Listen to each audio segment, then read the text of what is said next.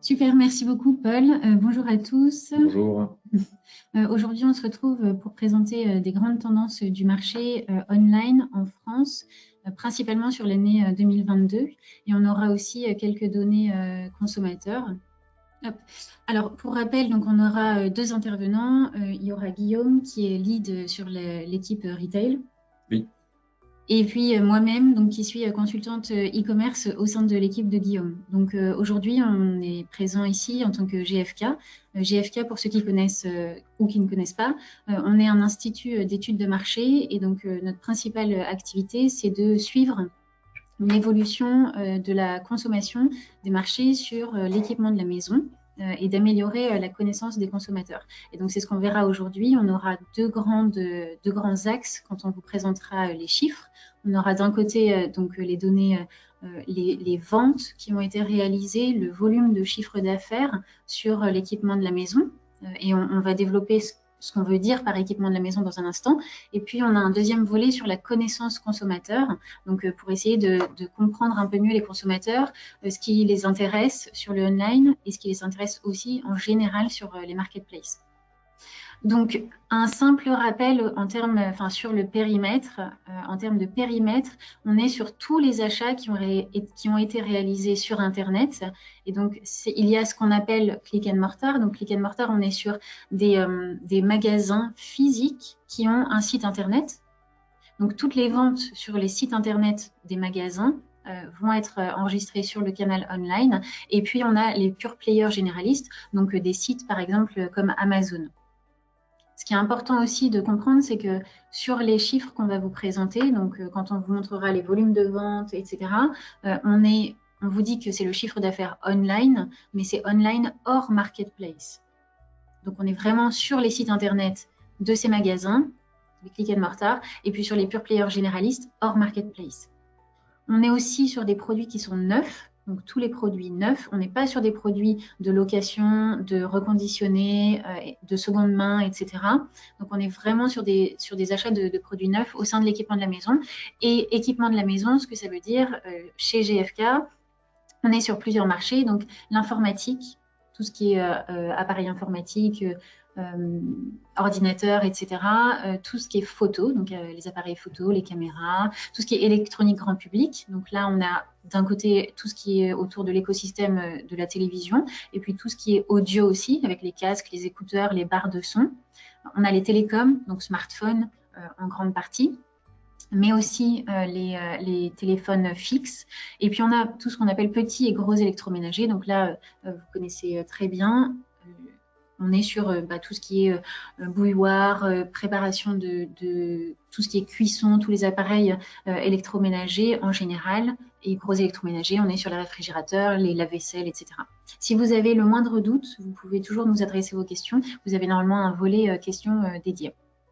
Alors, on voulait vous présenter ici sur ce slide de façon très rapide ce qu'on propose chez GFK, c'est de vous éclairer sur ce qui se passe sur le marché et de vous présenter quelques grandes tendances de consommation. Donc, vous connaissez vos propres performances, vous connaissez votre propre politique de prix et vous connaissez votre assortiment, donc ce que vous vendez, mais vous ne connaissez peut-être pas forcément les performances du marché en général. Vous ne connaissez peut-être pas forcément non plus les tendances prix du marché de façon générale. Et donc, ce qu'on vous propose, c'est de vous montrer des données du marché consolidé.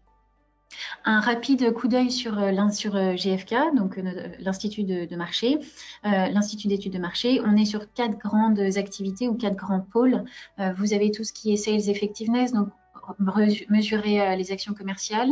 On a tout ce qui est tout le pôle autour de la marque et de la communication, donc mesurer l'image de marque et l'impact d'une communication ou l'impact de la communication d'une marque. On est sur aussi un volet consommateur, donc appréhender le consommateur et comprendre le consommateur. Et puis, le volet qui nous intéresse, c'est la connaissance des marchés. Donc, c'est celui sur lequel on intervient en grande partie aujourd'hui. On est sur mesurer les ventes. Donc, que s'est-il vendu sur le marché à telle période, à quel prix, au sein de quel circuit de distribution, comment se comporte le online, quelle est la part de marché du online sur le total marché, etc. Et donc, toutes ces questions-là, on peut y répondre et on peut vous aider à y répondre à travers GFK Market, donc notre business unit, donc, sur la connaissance des marchés. Un rapide coup d'œil sur la façon dont nous travaillons. Donc, vous voyez qu'il y a 4 grands pôles. On récupère les données des enseignes qui participent au panel. On traite ces données. Elles sont consolidées à travers différentes matrices d'extrapolation pour avoir une image globale de ce qui se passe sur le marché. Et ensuite, on redistribue la donnée au distributeur. Donc, le distributeur va nous donner sa propre donnée. Et une fois qu'elle sera traitée, extrapolée, consolidée en interne chez nous, le distributeur aura des rapports qui seront mis à sa disposition pour comprendre le marché dans sa globalité. Et les avantages, il y a plusieurs avantages. On est surtout mieux appréhender, mieux comprendre, mieux observer ce qui se passe sur le marché, regarder sa performance ou ses performances de plus près, et puis construire ou affiner son offre en tant que distributeur ou en tant que vendeur. Et maintenant, on voulait vous présenter, donc, à travers le volet études de cas, quelques éléments de marché. Donc, comme je vous ai dit tout à l'heure en début d'intervention, on va partir sur 2 grands axes. D'un côté, maintenant, on va vous parler des données de vente, donc comment s'est comporté le online en termes de chiffres de vente. Et puis, on aura quelques slides sur ce sujet. Et ensuite, on aura en deuxième partie un volet plutôt consommateur. Donc, qui sont les consommateurs? Connaissent-ils les marketplaces? Que savent-ils des marketplaces? Pourquoi sont-ils intéressés ou pas d'acheter sur une marketplace? Quel type de produit, etc. Et donc tout ça, on va le couvrir ensemble à partir de maintenant. Et si vous avez la moindre question, n'hésitez pas à la mettre dans le volet questions. On les traitera à la fin. Donc le canal online en France. En général, en France, donc sur nos marchés, vous vous souvenez d'équipements de la maison, dont on a vu le périmètre tout à l'heure, on est sur à peu près plus d'€1 sur 4 qui est dépensé. Donc là, on est vraiment sur le year-to-date 2022. Donc, on a pris les 6 premiers mois de l'année, donc janvier-juin 2022. Ce sera notre période d'analyse dans cette présentation. Et donc, ce qu'on voit, c'est que 28% du marché, donc 28% de tout ce qui a été dépensé en France l'a été sur le e-commerce, l'a été online. Et donc du coup, si on prend ce 28% et qu'on essaie de le recontextualiser un peu par rapport aux périodes précédentes, on voit que on a un phénomène de ralentissement ou une pause du e-commerce en 2022 par rapport aux 2 années précédentes, donc 2020-2021. En revanche, si on regarde avec un peu plus de recul, ce qu'on voit, c'est que ce 28%, il est quand même en hausse par rapport aux 24% de 2018 ou 2019. Et donc, si on se compare ou si on compare l'année 2022 par rapport à une année pré-Covid, donc avant qu'on soit frappé par la pandémie, on voit quand même que le online continue de gagner en maturité et continue de progresser. Mais on a quand même cette pause par rapport à nos 2 années précédentes, donc 2020-2021. Et pour rappel, en 2020-2021, on avait une forte croissance du online. Il y avait une raison qui était mécanique, due à la fermeture des magasins, qui a boosté de façon assez naturelle les ventes sur le online, sur le e-commerce. Et puis, on a maintenant une sorte de retour à la normale, entre guillemets, avec un retour aussi des consommateurs dans les magasins. En termes de ventilation du chiffre d'affaires du online, donc mois après mois, on voulait vous montrer, on voulait vous décortiquer ce 28% à travers les différents mois de l'année, et on voulait vous proposer un retour sur 18 mois. Donc si on regarde comment s'est comporté le online depuis janvier 2021 jusqu'à juin 2022, on voit qu'on a certains pics de consommation sur le online et qui sont en partie dus soit à des mouvements de restriction, soit à des mouvements promotionnels. Donc on sait qu'on a des points chauds promotionnels. On pense au Black Friday, donc c'est ce que vous voyez en novembre 2021, où le online affiche 36%. Donc ça veut dire que 36% du chiffre d'affaires qui a été généré en France sur les biens techniques l'a été sur le canal online. Et on sait que le Black Friday est un événement qui permet en grande partie au canal online de prospérer. On voit aussi qu'on a certains moments forts aussi du online. On pense à avril 2021, et là on est plutôt sur des mouvements qui sont soit promotionnels liés à des French Days, soit à des mouvements dus aux restrictions de mouvements dues au Covid. Et là, on voulait vous montrer aussi le chiffre d'affaires du online. Donc, on est sur des mois qui sont forts. Vous voyez que si on prend un exemple en novembre 2021, on est sur le chiffre d'affaires le plus haut des 18 derniers mois et qui correspond au Black Friday. Donc, le Black Friday prospère sur le online et le online prospère grâce au Black Friday. Et en même temps, il génère un chiffre d'affaires historique à travers certains mouvements. Donc, c'est ces points chauds promotionnels dont on aime bien parler. Et si on tire un peu le fil du Black Friday, on voit que en général, le Black Friday, c'est la première semaine en termes de chiffre d'affaires sur le marché des biens techniques.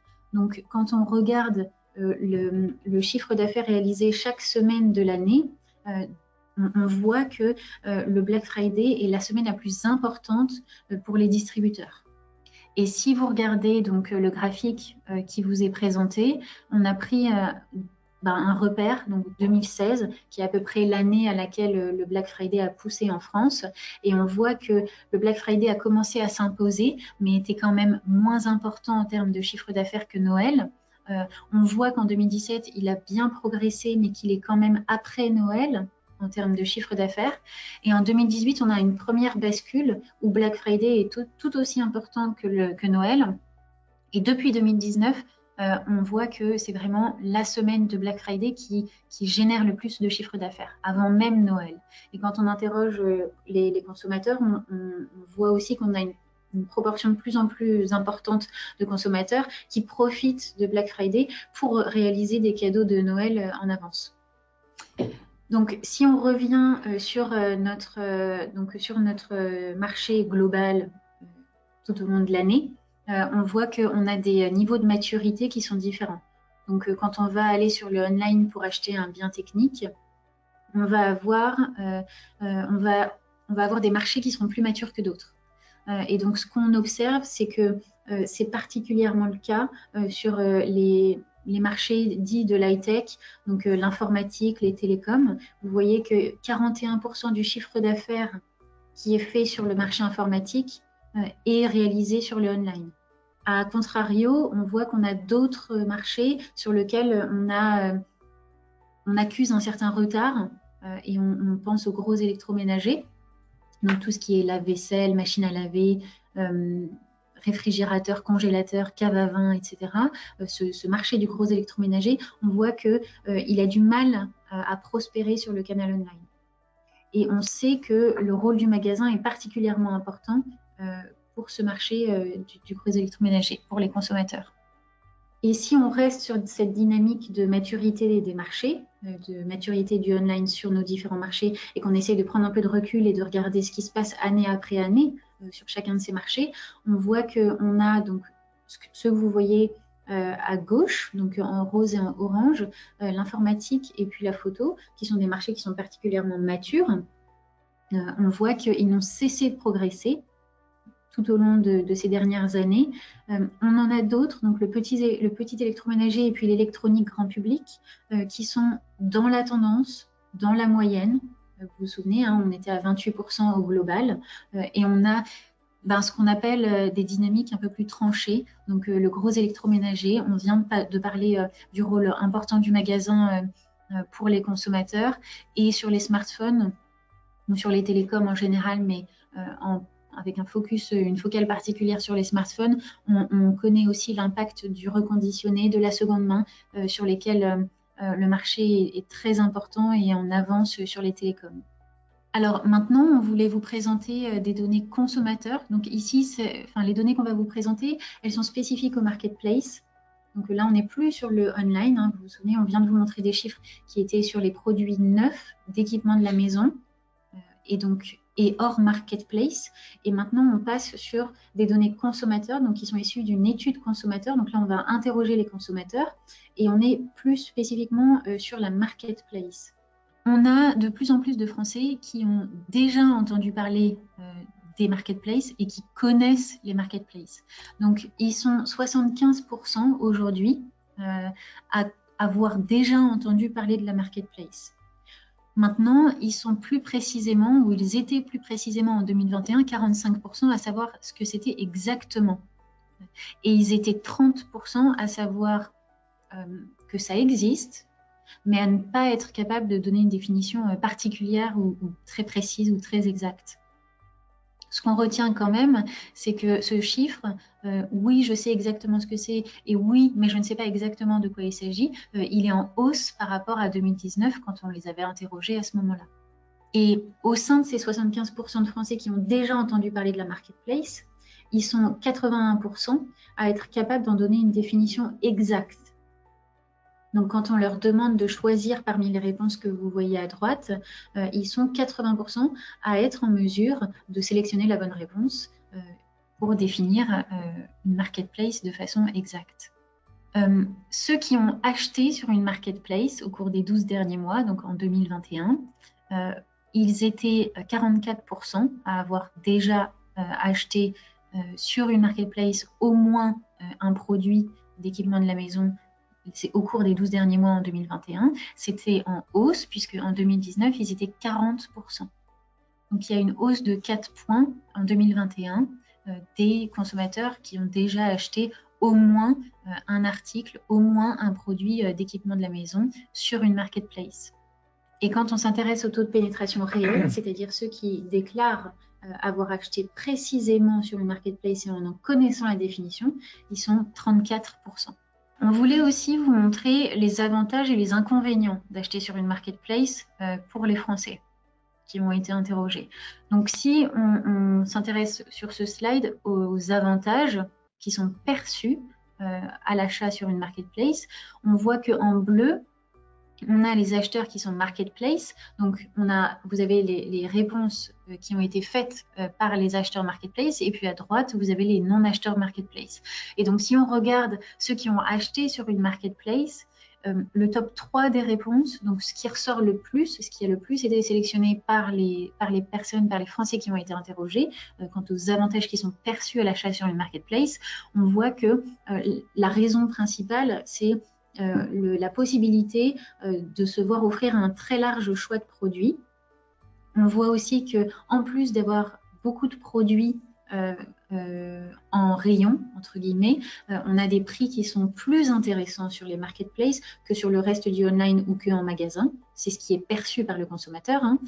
Et puis, en troisième position, on a aussi cette volonté affichée par certains consommateurs de marketplace de permettre à des petits commerces de vendre leurs produits sur Internet.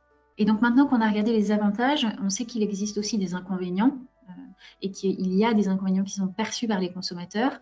Dans le top 3, donc toujours à gauche, ce que vous voyez, donc parmi ceux qui ont acheté sur une marketplace, la première crainte, le premier frein, le premier inconvénient qui est perçu, c'est le risque d'être arnaqué. On a mis des exemples, donc d'avoir de faux produits, d'avoir des contrefaçons, etc. Ensuite, la deuxième raison, c'est aussi le fait de ne pas connaître le vendeur, ni de savoir à quel point il ou elle est fiable. Et puis en troisième position, on a aussi le fait qu'il y ait des conditions de vente qui soient propres et particulières à chaque vendeur, et qu'il y ait du coup un besoin de s'informer de façon plus ou moins précise à chaque fois qu'on a envie d'acheter un produit chez un revendeur. Quand on interroge aussi les Français sur leur intention d'achat, on voit qu'ils sont 53%, donc la moitié des Français ont soit probablement, soit certainement l'intention d'acheter sur une marketplace. Ça, c'est au global. Et on voit qu'on a deux dynamiques un peu tranchées. Donc, on vous a mis à gauche le gros électroménager, à droite les biens culturels. Dans le oui, certainement, donc c'est la couleur que vous voyez tout en haut, en vert foncé. Ils sont 9% à avoir répondu oui, certainement, j'ai l'intention d'acheter sur une marketplace un produit de gros électroménager. Vous voyez que c'est bien plus faible que, par exemple, sur des biens culturels. C'est aussi le cas pour les Français qui ont répondu oui, probablement. On a beaucoup plus de Français qui ont l'intention d'acheter sur une marketplace des biens culturels que des produits de gros électroménagers. Donc, à nouveau, on a des niveaux de maturité qui sont différents selon les marchés aux yeux des Français. Okay. Et maintenant, je vais laisser la place à Guillaume pour vous parler du projet Marketplace. Parfait, merci beaucoup Olympe. Donc juste effectivement, pour vous donner un peu de contexte, donc GFK est aujourd'hui a mis en place des collaborations avec à peu près 350 partenaires en France. On travaille bien sur un périmètre autour des biens techniques et sur des produits neufs hors marketplace. Donc on a comme projet effectivement de s'attaquer au reconditionné et au suivi des données des marketplaces pour qu'on puisse les intégrer à chaque fois dans les reportings qu'on fournira à nos partenaires distributeurs ou à nos partenaires revendeurs. À travers ce projet, donc on est en collaboration aujourd'hui avec Amazon pour qu'on puisse mettre en place ce projet Marketplace et consolider la donnée et l'intégrer du coup à ce qu'on capte aujourd'hui des enseignes physiques des acteurs Internet.